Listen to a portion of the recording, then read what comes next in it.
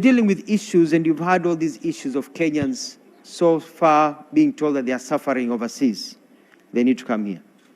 One of the first things I did after being appointed was to go to Saudi Arabia and to visit some of these countries and see how Kenyans are living and whether they are suffering. And I was a bit shocked because I found out that, yes, some Kenyans are suffering, but there's a large number of Kenyans who are not suffering. And we realize the difference is this. Kenyans who go to these countries to do professional work earn much more money, and they are not in that cadre you're calling domestic workers, which is the one that has a challenge. So we are talking to these countries so that we can have more people from Kenya going to do more professional jobs than going to be maids, because we have qualified people who can be able to do that work. When it comes to our girls, and our young men, it doesn't matter whether whatever job you're doing, as a Kenyan, you need to be protected. And we discussed with them about whether Kenyans are suffering and happening. Now, let me tell you what is happening. And I know we're on record here, some things I shouldn't say so openly, but I think for members of parliament, I need to tell you the truth. When Kenyans get there, the problem with Saudi Arabia starts in Nairobi, starts in Kenya. The recruitment agencies take people there. When they get there, you get your visa, you go to this house, you're supposed to know how to work. These recruitment agencies are supposed to take you through training, because these are very developed nations, to know how to operate a microwave, to know how to operate a dishwasher, how to operate a washing machine, how to, to mix colors, to do things you do. Hapa, ukora inafanywa, because that is what has been happening in Kenya for a long time. They are not given any training.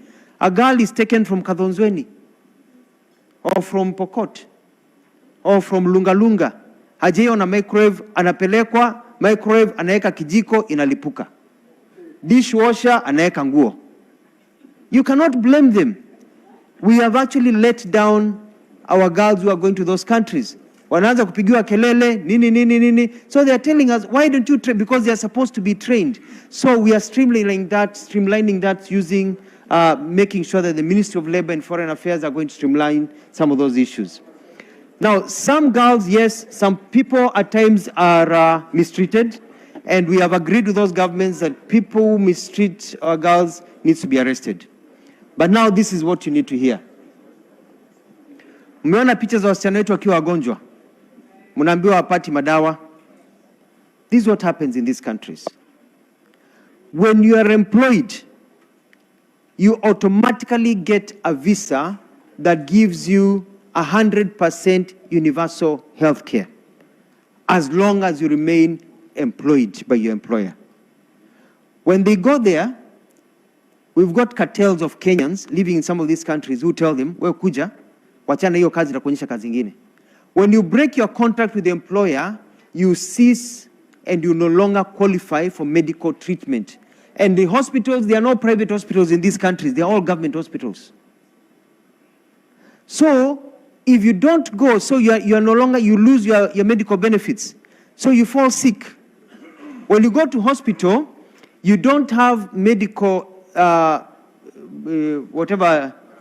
cover, they will still treat you, but they will notify immigration, who will then deport you. So some of the Kenyans who don't want to get deported don't go to hospital. Ndio unaona picha wasichana wetu. Ile shida nyingine ni wasichana wetu wanapotezwa. Wanaambiwa wewe wacha na hii kazi, you are making 50,000 shillings a month, nitakuonyesha mtu hapa 1 2 3 shot mbili utameka 200,000.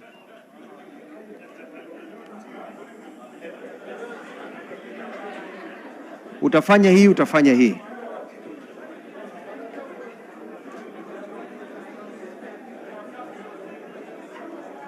When I met the Kenyans, and I met a lot of Kenyan girls. And they are very sick, and they are hurting, and they have children who you can tell are not really watoto watu wetu. And they told me they wish their government had told them before what to do and what not to do. They will not fall into those traps. But the people who are actually getting them into those traps are fellow Kenyans. They are not foreigners who are doing it. So when Our Excellency the President says the main problem we are facing in these countries ni sisi wa Kenya wenyewe, ni hivyo hivyo. I went to one of those nations, nikafika hapo nikaambiwa kuna Mkenya amefariki. I got very angry. A Kenyan amefariki. What happened to the Kenyan?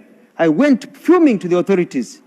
Nikakuta alikuwa anakunywa pombe ya chang'aa imepikwa na Wakenya wenzao in an Arab country that is illegal.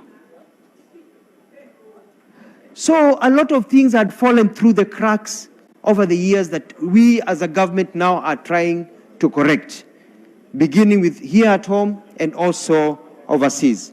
But I can assure you that within the next 2 years, all these challenges we are facing will be no more, and we'll be able to protect the life and interest of each and every particular Kenyan. We'll be launching our website very soon, and we'll be announcing some of the measures that we are doing. We'll be